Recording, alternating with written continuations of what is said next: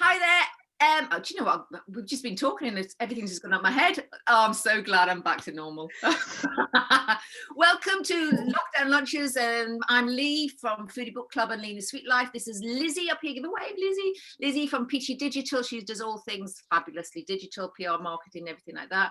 And down here, Mark Reid. He's over there on mine. Oh, well, Mark Reid. Look at you. Oh, I'm so excited, Mark. Thank you so much for doing this. Because I know Lizzie calls me a stalker. I like to say that I'm just enthusiastic about people. But I think Lizzie just called me a stalker. So everybody's so kind to do this. So tell me what you're making and then we'll have a chat about stuff. Sure. So I'm going to be making orecchiette, which is a type of pasta, just with simple tomato sauce and some mozzarella. So something quite quick that you can do without any fancy equipment like a pasta machine, and as well, like it's quite an old recipe, so it involves using semolina instead of 00 flour and just using water instead of eggs. Brilliant. So it's vegan as well, if you don't want to put the cheese in there, so it's kind of handy for everyone. That's so yeah. Good. See, the thing is with pasta, people are scared, aren't they? I think there's a. Have you ever made pasta, Lizzie? Yeah. No, because obviously I'm gluten free. Yeah. So, and I've never found a recipe that's very good. Apart from Jane's got one, so I'm going to try hers. Yeah. But do you find that people, when you say make your own pasta, they go? Yeah, definitely. When I worked at Peachy nurseries, we used to do pasta classes, and people used to be quite sort of asking lots of questions and quite sort of tentative. But then once you get into it, it's very fun. If you enjoy, sort of lots of flour and semolina flying around everywhere. It's not the hardest thing in the world to make, but it's. I think it can be quite fun, and I think definitely during lockdown as well. Lots of people have got their kids at home, which is obviously very difficult. I think you could use it as a tool to sort of keep the kids busy, making lots of different pasta shapes. There's lots of great videos on YouTube. And things like pasta grannies as well, really good to watch as well. And it's a good sort of group activity as well. So, yeah. Well, it's education. I mean, I don't know if they have cooking lessons now at school because I'm really too old for that. But it's why shouldn't you have a cooking lesson? Because you're educating your kids at school, aren't you? It's home and so on. Honestly, I don't know how teachers do it. I completely take my hat off to them because I'm borderline alcoholic like 3 days in. It's hard work. Oh, I'm not. I know she is. I tell you. No. What's the very first thing that we're going to do, or you're going to do? So I'll just introduce the ingredients. So we've got 200 grams of semolina ready to go, and then there's 150 mils of water. Right. So that's for the pasta. That's all you need for the pasta. And then for the sauce, we've got a red onion, which I'm going to chop. Some peeled tinned tomatoes. So obviously in the summer, if you're making this, you can just use fresh tomatoes. But obviously in the winter months, try and just spend a little bit extra on the tomatoes. Like if you can go to like an Italian deli, or even if you have to go to the supermarket, and just try and buy sort of the better ones, or specifically San Marzano tomatoes, because those are kind of the best flavour. Okay. And then some basil. So we're going to use the stalks to go in the sauce at the start. Yay! Don't waste anything. Oh, I love it. And then leaves at the end. Yeah. And buffalo mozzarella just to tear over the top at the end. And some parmesan. And over behind me, I've got some garlic, which I'll add into the sauce. So the first thing we're going to do is make the dough. So I'm just going to move these out of the way. I've never seen such a simple recipe for the pasta. Isn't it? But I think people. Quite simple. I mean, when you're making egg pasta, they tell you to make a well in the middle and to put the eggs in and whisk the eggs so that you don't get streaks of yolk. But because you're just using water, you can just pour it all in. Amazing. And just start mixing it around until you get sort of a dough formed. And we're going to make this first because we're just going to let it rest for a minute. So tell me why you're using this rather than flour. So semolina is the byproduct of flour. So when they've milled flour, it's the grain that's left over at the end. And in original Italian cooking, they used to use semolina rather than the flour for pasta, because flour was, sort of used for more important things rather than, not that pasta's not important, but pasta is seen as it's a staple. It's an everyday. I think every country has some items of food that are fillers, like potatoes that are used as fillers, and pasta is one of those, isn't it? So yeah, ironically, in a lot of European countries, we use potatoes, even though potatoes aren't, indigenous to Europe. We've imported them. Certainly in Italy they use, pasta, they use polenta. So you just want to knead the dough. So the reason why you do the dough first is because it takes a good 5 minutes to really get the gluten working. And as Lizzie said, she's gluten-free. And you may not, I didn't ask you this before, I maybe should have done, put you on the spot. Is there anything you can use instead of, I guess you could use gluten-free flour, but would it? You can do. You can even, the only thing is when you're making things like, where you're using it in a pasta machine. So for orecchiette, where you don't need to really stretch the dough massively for a pasta machine, you can use gluten-free flour. Oh, well, there you go. And even we tried a few times using things like polenta. The only problem is that polenta is a lot more coarse than, say, semolina or flour. So, I do like polenta. I do. It's a good one, isn't it? Very yummy. It's another underrated thing. I think people don't, Yeah. Gonna get a bit more semolina just to roll it. We were just admiring your kitchen. Lovely, isn't it? Kitchen envy. I know. It doesn't always look like this. I'd be lying if I said it. Especially if you've got a 13-month-old. Gosh. And a dog. I hope the dog's going to come in. I'm going to start barking in a minute so it can come in. To be honest, I'm probably the worst offender out of the three of them when it comes to cooking. I think that's a male thing, though. Like my other half, Josh, he's a really, really good, I say cook, he's not a chef, obviously. And he makes the most amazing dinners, but he has to use every pan, utensil, everything's splashed everywhere. I walk in the kitchen, it's like, thing, Lizzie. We're gonna get some. If anybody's watching, please just. I do not feel the same. I'm backing. No, I'm not really. I'm like the thingy with Trump. Back away. No, but I think he makes good food though, especially steak. But in your kitchen, is what, Mark? It's worth it then. Yeah. It is definitely worth it, but it's just I tend to clean as I go along. He does not. Lizzie's husband, husband to be, is a butcher, so she's always talking about these fabulous cuts of meat and stuff like that. It's amazing. Sickening. We had steak last night. It was very nice. What's your favourite meal? What's your favourite ingredient to use, Mark? And what's your favourite ingredient to cook with? No, sorry, to eat and to cook with. I try to eat quite seasonally. I know it's not easy for everyone to do with the demands of modern life. So I don't really have a set ingredient that throughout the year that I sort of love using. At the moment, there's a farm up the road from us who do Jerusalem artichokes, which is something you don't see a lot. You don't see them very much in the market. Hands on them. Because they're very versatile. They're great raw, shaved in salads. They're great mashed. They're great roasted. They're just really good. In the summer, I like using fresh borlotti beans. They're probably one of my favourite ingredients. Rhubarb, blood oranges at the moment as well. Those are very nice. So yeah, they're probably sort of my favourite ingredients. Meal. If you were in a restaurant, what would you instantly go for? What would you go? Ooh.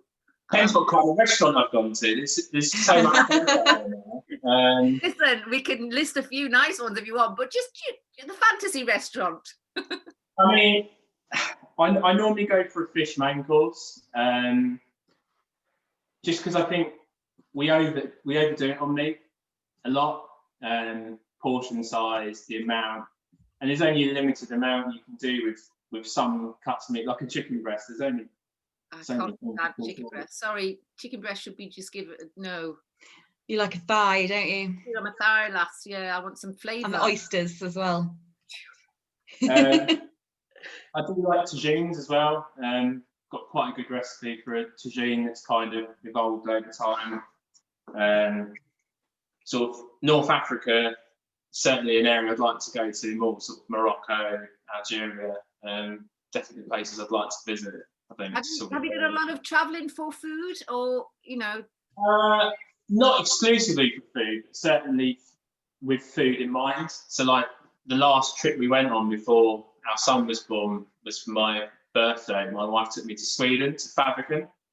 Wow. Please. Yeah. Well, can't go now because it's shut. No. Yeah. Yeah. It was amazing, eye-opening, brilliant. Before that, we went to Israel, to Tel Aviv. That was really but even when we go, we used to go away sort of most Januaries and Februaries, which is traditionally the quietest time in restaurants and hospitality. So we always used to go nowhere like amazing, like Tenerife or Lanzarote, and just finding sort of local food rather than just the stuff that's made. Stuff with bacon, yeah. Yeah. I think if you're a foodie, I mean, tell me if I'm wrong, but whatever holiday you go on, I know I do, wherever I go in this country or abroad, and they're memories, aren't they? We always hunt out down the back street where or ask somebody where would you eat and things like that, rather than going for the fish and chips. And I like fish and chips. Yeah. Do you know? I find that, Mark. You just go. Every holiday is a foodie holiday, isn't it? When you're a foodie. Definitely. It's good to go with a list. It's good to ask people that have been before. It's good to do your sort of research online. But at the same time as well, it's also nice finding somewhere too. It's just very difficult in some places, like those resorts that I've mentioned, because, you know, sort of the Irish pubs, which there's nothing wrong with, you know, but they're everywhere. Yeah, I know. Yeah, so I find that really bizarre. Josh and I had this conversation the other night. You make the effort, you spend the money to go to another country, and then you go into something that's quintessentially British. Like, you go for a fry up on the strip or whatever.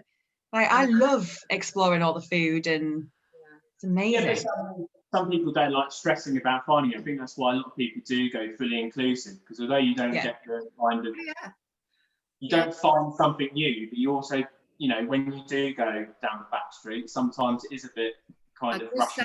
You'll get a good place. Stop you there, Mark. That does sound a bit dodgy. It does. Yeah. We're getting a reputation, Mr. Reid. Oh my God, how's your pasta coming on? So that's needed. It's nice and it's kind of springing back a little bit. I don't know if you can sort of see it kind of starting to go back to itself. So we're going to put that back in the bowl. Okay.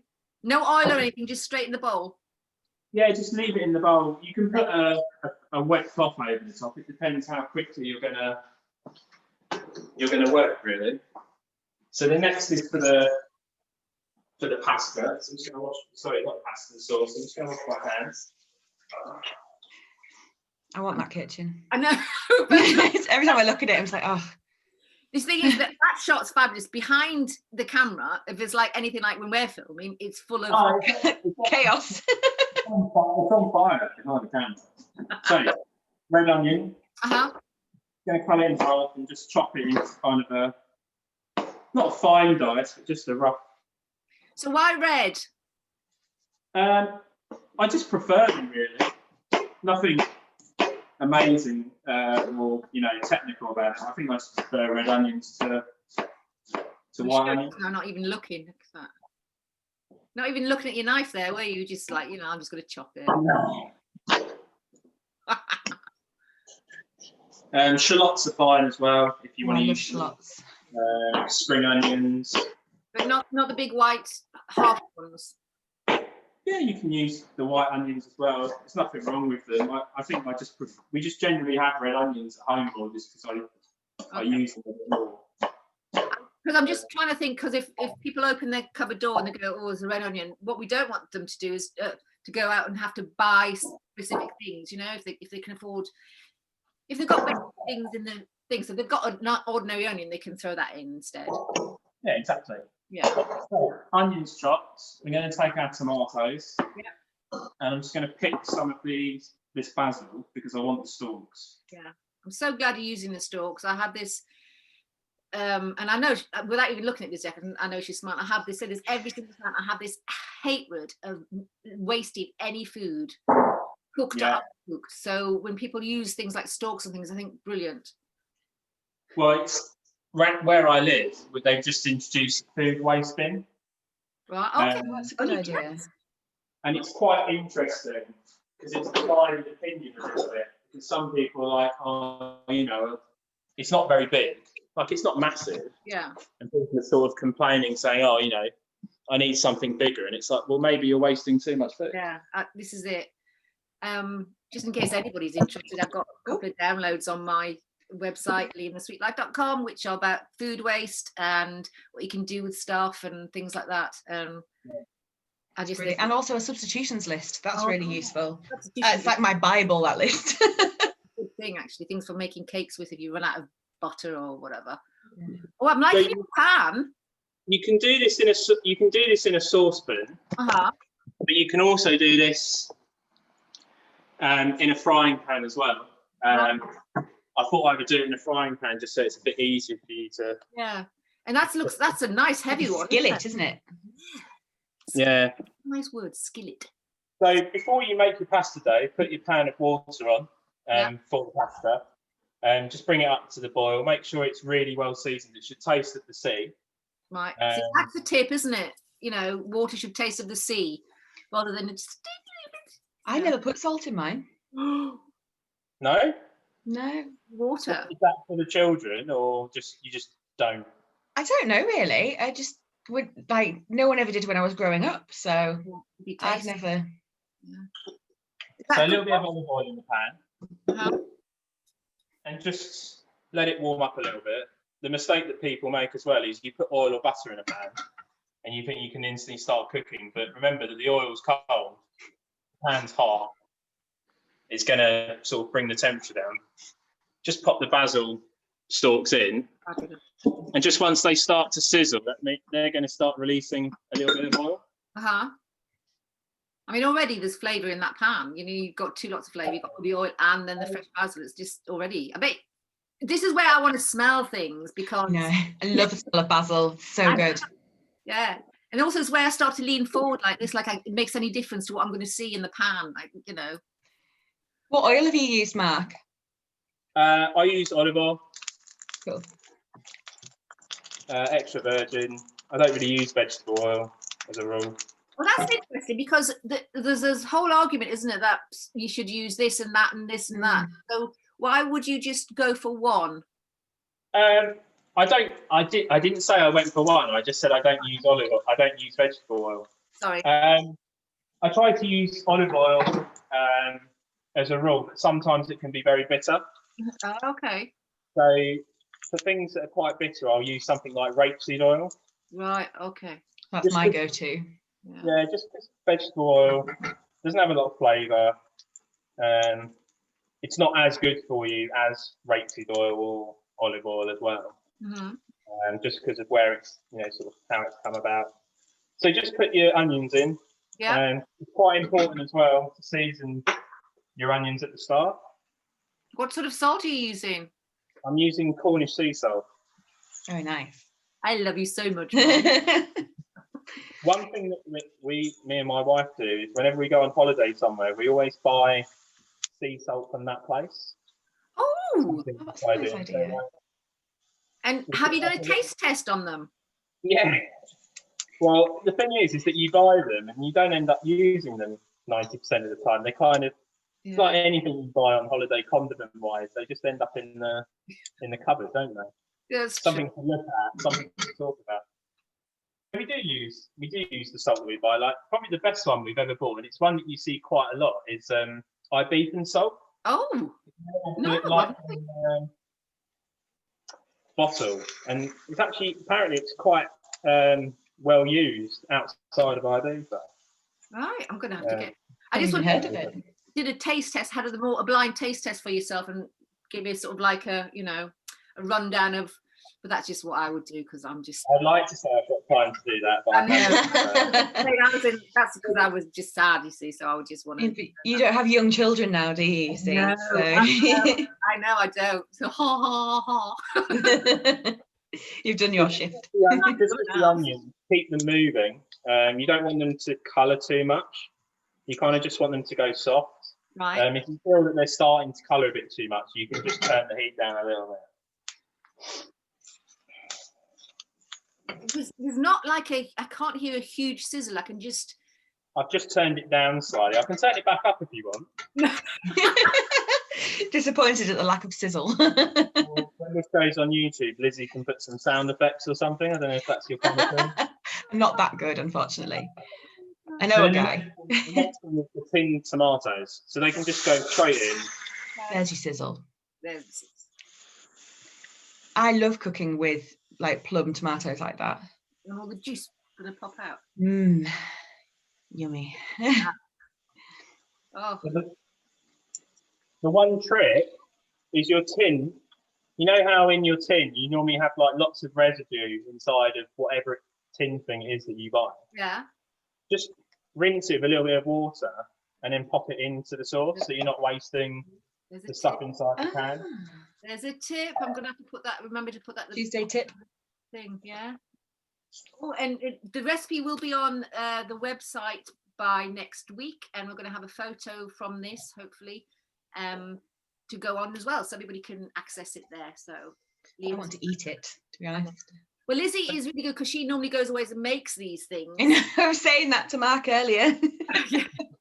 And I get the photo going, oh, look what I made. I think, oh, God's sake. You just turn it down to the lowest heat, and the last thing you want to add in is a crushed clove of garlic. Now, some people will probably say that I've forgotten to put the garlic in, but I haven't, because if you put garlic in at the start, especially when you're sort of frying the onion, you're just going to get the burnt garlic taste. Yeah. Whereas if you put it in at the end, or when you've got most of the ingredients in the pan, you just get that very subtle garlic flavour. It doesn't hit you in the face, because there's nothing worse than eating something and then just, you know, your breath just smells of garlic for days with you the rest of the day.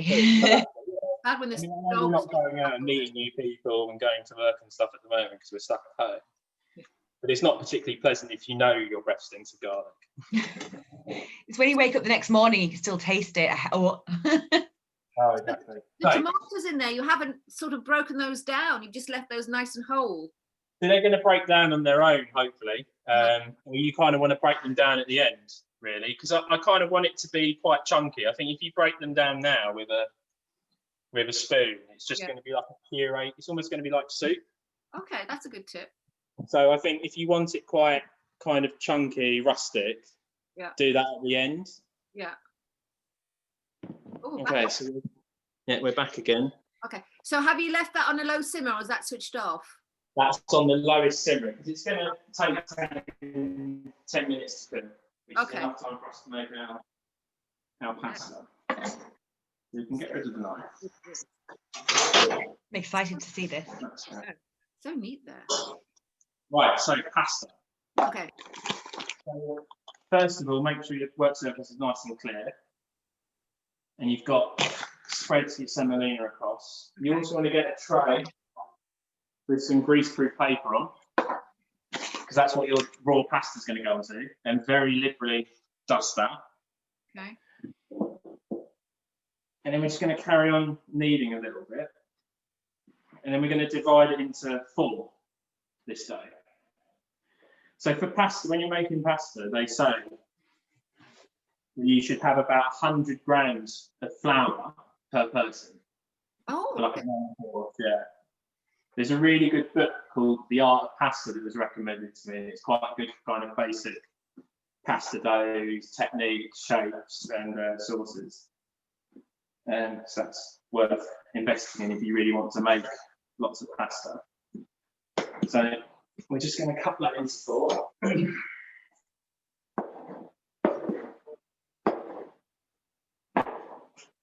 then we're going to roll these doughs into kind of really thin, long sausages. Okay.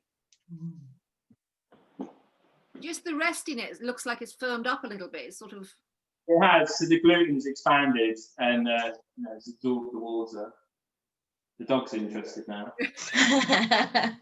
Oh, because it's just a little head going. It's a very sweet dog. She is. She has her moments. I think they all do. Character. You can either roll it on the bench, or you can kind of, if you're feeling quite confident, you can kind of let gravity do the job as well. Yeah. And it will help kind of even it out. And the reason why we're doing this is we're going to cut them into little kind of nuggets. If that makes sense. Yeah. There's one. Okay. They'll sop up all that sauce, won't they? Yeah, exactly. Just always keep an eye on the sauce, make sure it's all right, it's just simmering quite gently. So who spends most of the time in the kitchen? You or your lovely? We both spend equal amount of time really. She's a very good cook as well. Ironically, her talent is probably making sushi. Some really weird reason, she's just really good at it. That's impressive. It's the one thing I think she can probably do better than me in the attempts that I've had to make. Have you told her it's just the one thing? Because it'll be there while she's not around. She knows. She, at the end of the day, it's better for me to do the cooking because,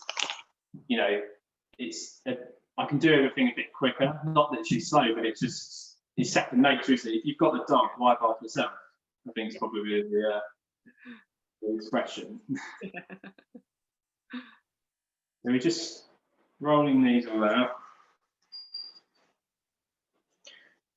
And we're quite lucky, not everyone's got a big kitchen. The kitchen's probably the biggest room in our house. It's kind of the de facto centre of our house. Yeah. That is your job, isn't it? So it's not like, you need that place. It's like having an office, isn't it? That's where you go. Yeah, exactly. Can I ask you a question while you're rolling your pasta? Yes. Okay. If it's your birthday, if it was my birthday tomorrow, right, what should I put on my birthday list? What one home thing kitchen thing should I put on my birthday list? Can't say no. It depends how much you want me to spend, really. Yeah. I think every kitchen would be well served with having Victorinox pastry knife. So they call it a pastry knife, but it's just really good for cutting bread. It's really good for cut. You can use it for everything. Right. Like I don't say like a chef's knife is like the universal knife, but I actually think that those Victorinox pastry knives are probably the universal knife, and they're not overly expensive. It's sort of about £35–40. Okay. So it's a treat.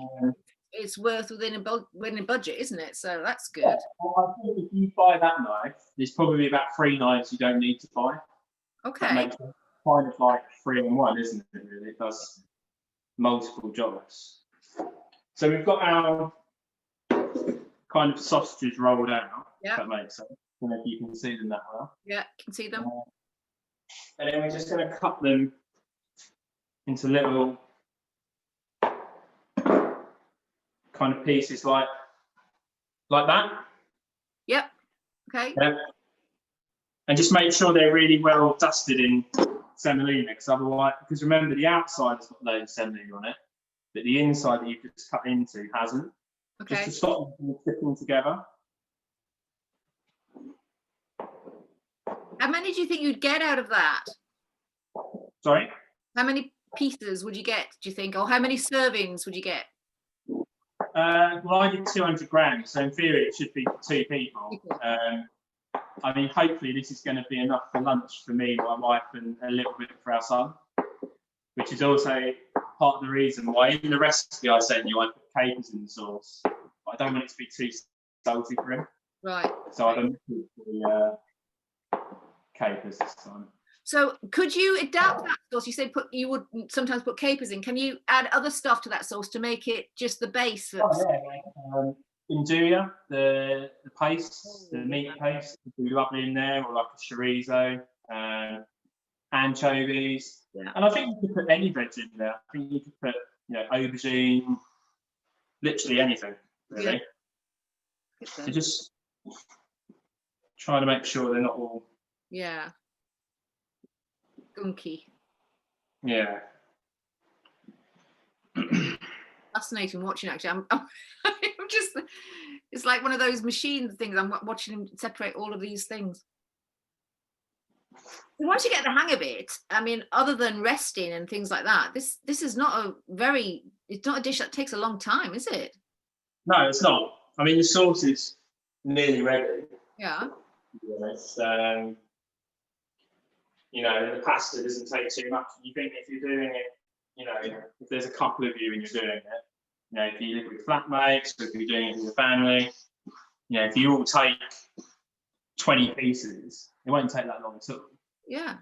And can you make this in advance? Like if I wanted it tomorrow, could I make the pasta today and leave it in the fridge?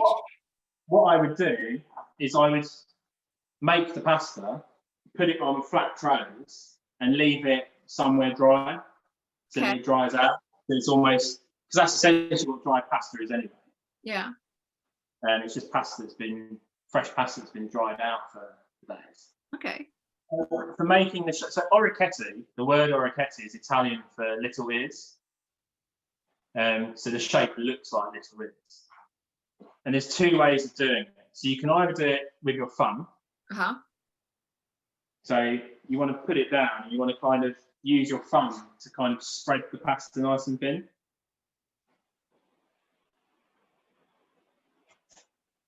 Not that one. It's like pancakes. First one never works. Because we're live. Kind of like, you sit on your thumb like that. Yeah. And you kind of got, you know, it looks like a little ear. Yeah. Or you can use the knife and kind of spread it underneath the knife and let it curl around. Okay. And again, it looks like a little ear. Little sauce pockets. Yeah, exactly. Well, that's the other thing. I don't really like things like linguine and spaghetti, because if you ever have like spaghetti and linguine with like a meat ragout, like a bolognese or something, yeah, you just end up with a big bowl of bolognese at the end after you've eaten the pasta. True, it's true. Things like orecchiette, penne, rigatoni is another one I quite like. Even macaroni, you know, they catch sauce, like the sauce goes in the tube, and packery is another good one as well. It's like a massive tube, almost like a half cannelloni. If while you're doing that, I just want to ask you, if you like you say you put it aside to dry, you can. How long can you keep that? Store that? Can you? If you've got like an airtight container, I think you could probably keep it a month, because you've got the luxury of the fact that it's just flour and water, isn't it? There's no egg in there, so it's gonna good live longer. I mean, you could, especially if you've got young kids, you could just have a pasta making afternoon, couldn't you? And then you could, and then they could just go crazy and use what you need, and then the rest can go in the, you know, it's like a fun. Do they have pasta parties? I don't know. I mean, is it like a cupcake party? I did one for my wife's birthday a couple of years ago. Oh, really? So I just did it based. We had about 8 people round, and it's just based on the pasta parties that we were doing at Peachy. Just, you know, like I got them to make like one dough each, but then I also had some pre-made doughs, and we did sort of 5 or 6 different pasta dishes. Yeah. Yeah, it's good. Idea, isn't it? Pasta party. See, we've just found a new niche now. Yeah, exactly. And I think it's quite therapeutic as well, sort of just doing it. You know, you can sort of lose yourself in just making sure that the shape's right. Yeah. Okay, another question for you, Mark. Okay. Food fads. Now, I say this every single time. My worst food fad, I can't bear slates and boards. Give me a plate every time, right? That just drives me crazy. What food fad are you glad has gone, and what food fad are you quite enjoying? I'm quite happy now that when you go to a restaurant, they don't have not every restaurant is just doing risotto as a vegetarian option. It used to be, didn't it? And when I started my career, the vegetarian most weeks in the restaurants that I worked in was risotto or different variations of it. And it's good now that some menus, some restaurants don't even have a vegetarian menu. They feature vegetarian dishes on the menu. And I'm not super pro veggie. I just think it's good that, you know, you're not kind of excluding people. I mean, my mum's a pescatarian, so she eats fish. She doesn't eat vegetables, and she eats vegetables, she doesn't eat meat. You know, and sort of there's the other thing of that even some fish dishes, you know, they make sauces with like old school sauces with like chicken stock and things like that. that doesn't that's weird, isn't it? That's one thing I'm glad to see the back of. I mean, it was about 12 years ago, we went to Le Manoir. I had the tasting menu. My mum had the vegetarian tasting menu. And the vegetarian tasting menu was far more interesting than the menu I had. That happens a lot. Yeah. And the menu was literally just the main course of the whole menu. It was just a plate of really well cooked vegetables. So it's just, amazing. Have we got enough pasta? Food fad that I'm quite enjoying. Have we got enough pasta to get on with the sauce right now? To cook them? Yeah, so I'm going to start cooking the pasta now. Excellent. And then keep talking about the food fad, though. That's what it is. That's what it looks like. It almost looks like you've done that before, doesn't it? I know. I'm going to move you back over for cooking. So the sauce has come right down now. Yeah, look at that. Wow, that looks intense. Yeah. I'd even probably say it's ever so slightly too thick. So always make sure you've got something to kind of pick your pasta out, like a slotted spoon. I've got this little kind of, we call them spiders, but I don't know why. Because it looks like a spider's nest, I think. Yeah. So yeah, and then always cook your pasta in batches. Right. Don't put everything in at once because it's just going to stick together. And same thing as earlier with the olive oil. If you're putting cold pasta or room temperature pasta into boiling water, it's going to stop your water from boiling. Right. So it's not going to cook as quickly. It's not going to cook evenly. What are your thoughts about? My mum used to put oil. Obviously, we used to have packet pasta, and and she used to put oil in the cooking. I love my mum. I used to think it was to do with making sure it doesn't stick together, but it actually hasn't got anything to do with that. Yeah. I think it's purely for flavour. I don't think it's for anything else but flavour. Yeah. But then she also used to try and throw it against the wall, which I think was just, I don't know, I think she just thought that was fun. Anyway, go on. So with the, tell you what, we'll swap places. Okay.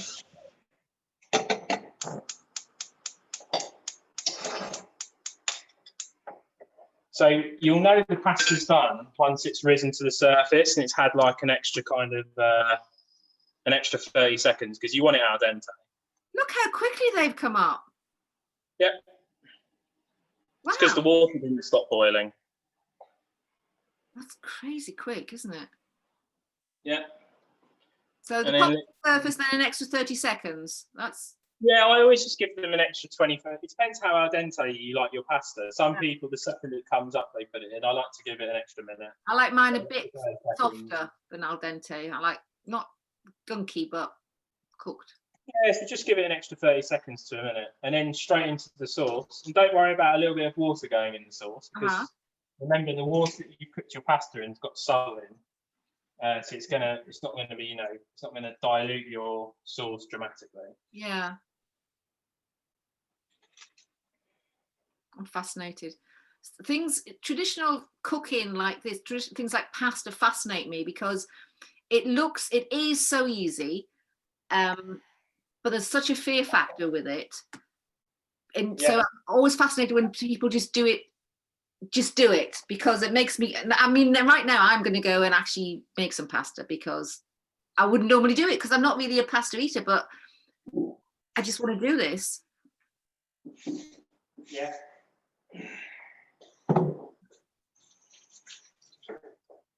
That's such a great shot as well. So what I'm going to do now is I'm going to swap back over. Okay.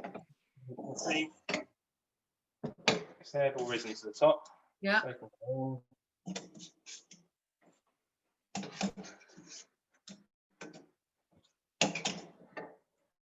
And just give it a stir. Make sure the pasta's all completely coated. Can you smell it, Lizzie? I wish I could. I have to keep muting because my dogs are not behaving. So, I can hear, oh bless.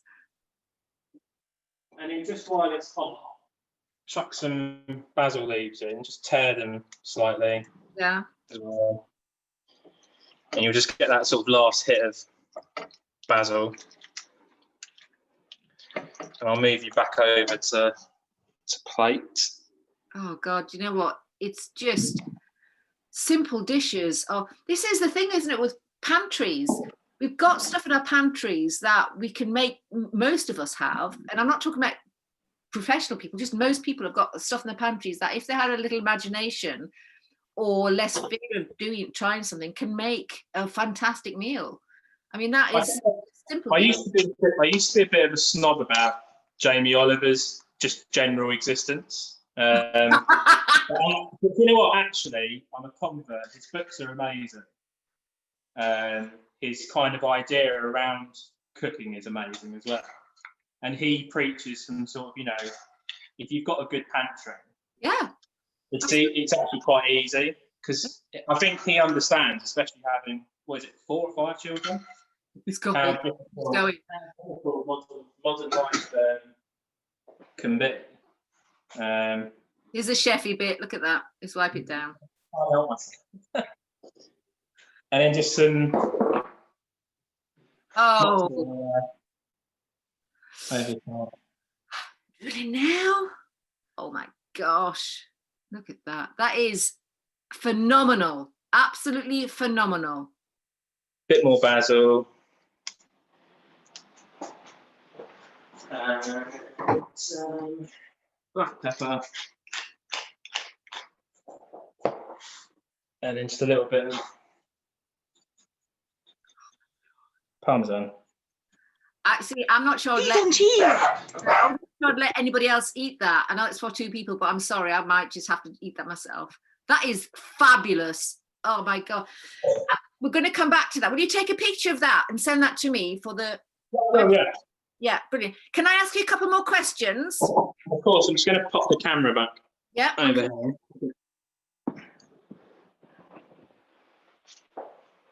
There we go. Oh, that's fabulous. Okay, so 2 questions. Give me one top tip for a home cook. I mean, you're giving us tips all the way through, which is fabulous, but if you have... I think it is the pantry to some extent. I think, you know, little things like having grains like couscous, bulgur wheat in the cupboard just help with sort of meals, because they're really easy, because you just pour boiling water over with a bit of olive oil and just kind of leave it. Things like pastes as well. So there's a company called the Belazou Ingredient Company, and they stock definitely in Sainsbury's and Waitrose. And they do things like the harissa pastes, the zao paste, and things like that. It's just, you know, I know that it's not your favourite, but, you know, chicken breasts is just an easy way of making those things more exciting and a bit more interesting. Yeah. And just plan a little bit as well, I think helps, because it is hard to cook fresh every day. It's not, you know, it's very easy for me to stand here and say, oh, you know. But you just do that. I mean, you've just literally cooked things from a tin, from a packet, I mean, and made that. You haven't actually gone out and killed the cow or caught the fish or whatever. You've literally just looked in your pantry. So, I mean, they are kitchen ingredients. Okay, here's the question, which is very personal, and I apologise in advance and to your wife. Do you have a favourite knife? I know you've already showed us one. I do. I think either that serrated knife or the Japanese knife that I was using, because we bought that on our honeymoon, so it's got some sentimental value. So we went to Japan for our honeymoon. So we went to Artsugu, which is the knife shop in Kyoto Market, which I'm not sure whether it claims to be the oldest knife shop in the world, but it's from 1580. Oh my gosh. It's been open a while. Yeah, we bought a knife from there. So Oh, that's probably the favourite, I think. that is the best answer of this knife question we've ever had, actually. That is fabulous. That is. We use it as well, and it's super sharp. So Yeah. it's good. And do you sharpen your knives yourself? Yeah, we do. I use a steel most of the time. Occasionally, I've got a Japanese, like a whetstone as well. I don't use it for every knife. I think I only really use it for that knife and for the chef's knife that we have. And is your lovely lady allowed to touch that knife? Yeah. Okay. You see, and I think you might be the first chef who've actually said that, because normally, Lizzie, don't we get people going, nobody's allowed to touch my knives because of the angle or something like that. It's fine, because it's for our own home pleasure. You know, I've got knives at home, I've got knives at work, so that's kind of, and even those ones, I'm not overly. I used to be superly precious about them, but unfortunately, you know, you don't have knives forever. I mean, I had one knife that I really liked, so my mum bought it for me for my birthday, and it was amazing. This knife, it was like a Wusthof, like a chef's knife of some description, and I used it for everything. And then one day, I think I was prepping a box of broccoli or what I think it was, and I think I put my knife down on the container of trimmings that I was going to save the soup. Kitchen board comes down, thinks it's rubbish, takes the whole thing. No. And I'm like, where's my knife? And he's like, yeah, I think it's gone in the bin. Went to the bin room, and I think the bins had ironically been collected in that time or so, because it had been like an hour or something. And gone. So there's no point in being too precious. And like things like peelers as well. The amount of peelers that I've lost and I've lent and never returned, and you know, there's just no point in being precious over those things anymore. I think as long as you're healthy. I should add another question to this list for people, like how many teaspoons do you have? Because teaspoons, I don't know about anybody else, but I buy them and I don't know where the heck they go. So we've got all 8 teaspoons that came with our cutlery set. None have gone missing. Match. Yeah, they all match. Oh, isn't it? I mean, they're normally always in the dishwasher. But, Okay, so I'm just gonna, and we've overrun again. I'm sorry to everybody, but we do that all the time. Mark, thank you so much. Tell everybody about what are you just practicing cooking during lockdown? Are you just constantly cooking and? Yeah, well, not overly, but just breakfast, lunch, and dinner. Yeah, I know in the future you're planning some maybe lunch clubs and supper clubs and things like that, but that's going to come in the future. So hopefully when that happens, you let us know and we can shout about it. So Foodie Book Club is free to join. It's a book club that involves, we support food industry and independent businesses. Please go to leeandthesweetlife.com and check it out. This recipe will be up there next week. This is Lizzie from Peachy Digital, who does all the fabulous, she's a fabulous PR. This is the amazing Mark Reid. There on my screen. Oh, see, but I keep the only male. He's here. Thank you so much, and see you next week with somebody else. Thank you, Mark.